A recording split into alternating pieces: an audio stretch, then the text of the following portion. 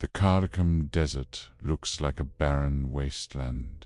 350,000 square kilometers of shifting sands, crazy temperature swings, and a heavy silence. In the local language, Karakum translates to black sand, a name that hints at the darkness hidden beneath its surface.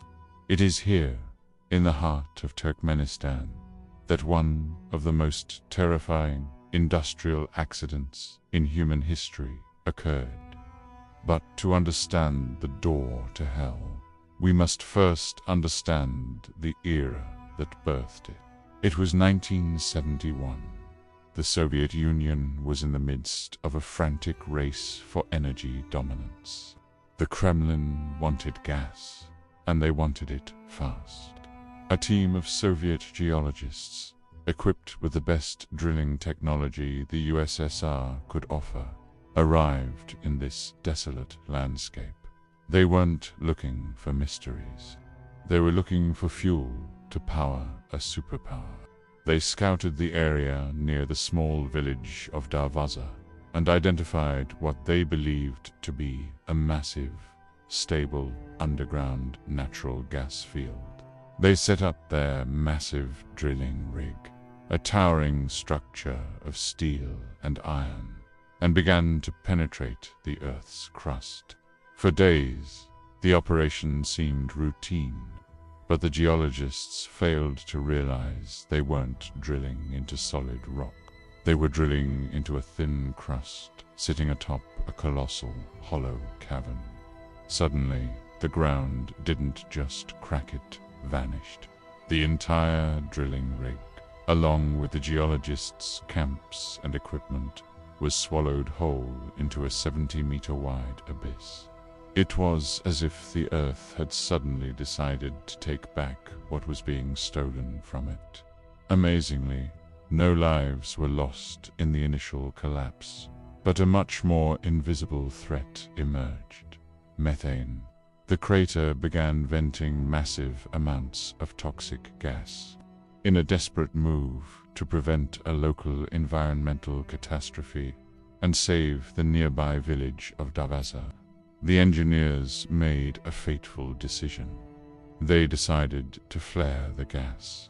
They believed that by lighting it on fire, they would burn off the pocket in a few days. They threw a single match into the pit.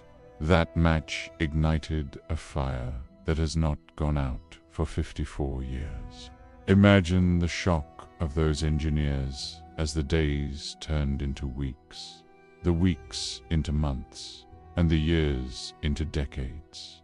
The fire didn't just burn, it roared. It became a permanent scar on the face of the desert, visible from space, a glowing orange eye staring back at the cosmos. But here is where the official story ends, and the archives of Ravenwood begin. Why has it never been extinguished? Some say the gas pocket is connected to a much deeper, almost infinite source within the Earth's mantle. Others point to the Soviet government's classified interest in the site. During the 1970s and 80s, the USSR was obsessed with anomalous zones. While the public saw a burning hole, the military saw a localized thermal anomaly. Reports suggest that secret sensors were placed around the rim to measure not just heat, but gravitational fluctuations. The locals of Darvaza village started noticing things too. It wasn't just the light. They reported a strange, low-frequency hum that seemed to vibrate in their teeth. They began to tell stories of the shadow people, shapes that seemed to move within the flames, untouched by the 1,000-degree heat.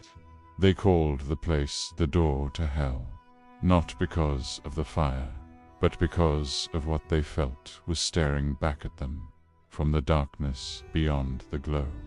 As the Soviet Union collapsed in 1991, Many files regarding their geological experiments were destroyed or lost, but the crater remained.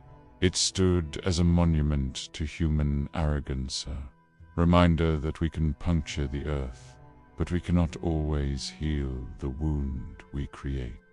For 40 years, the site was largely ignored by the outside world, a ghost in the desert.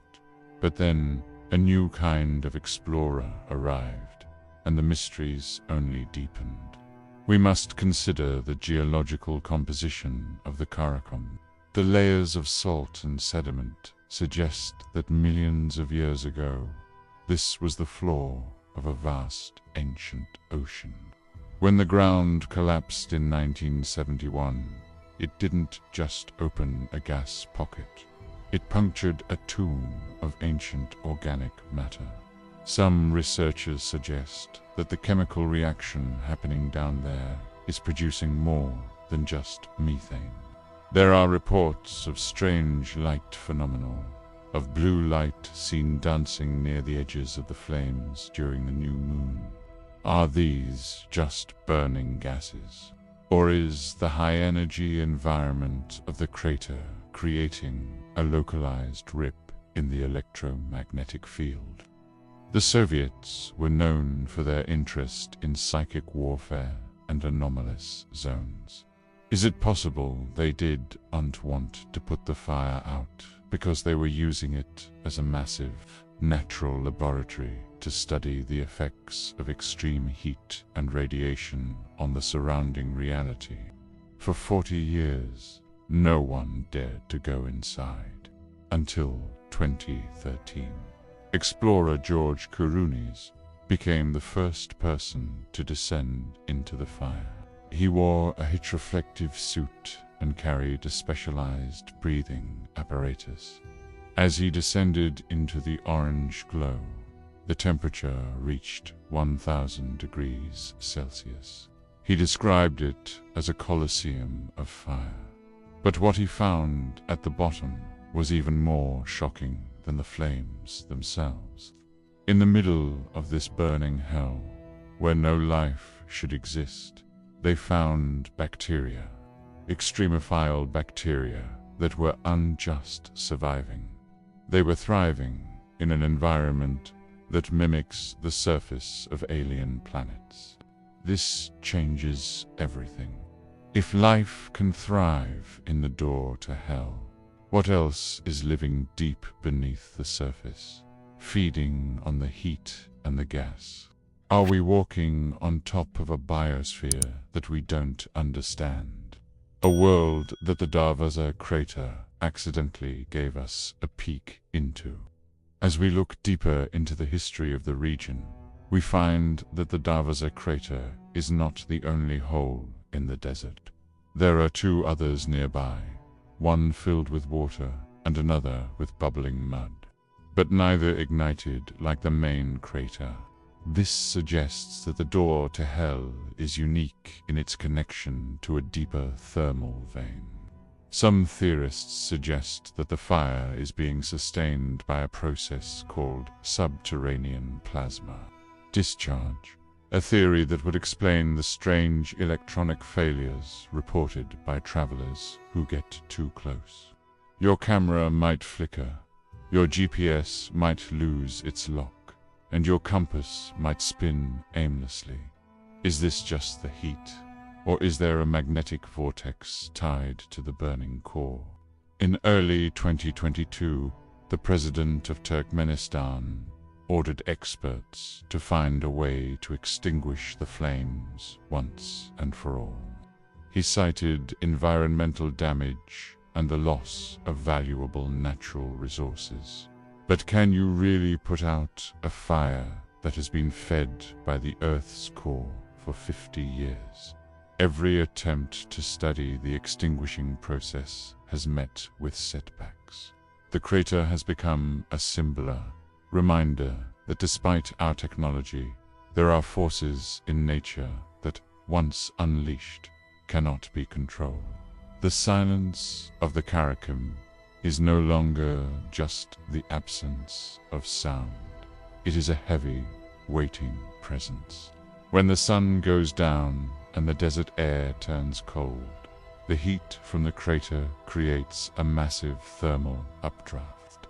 Birds that fly too close have been seen falling from the sky, as if their wings were clipped by an invisible hand.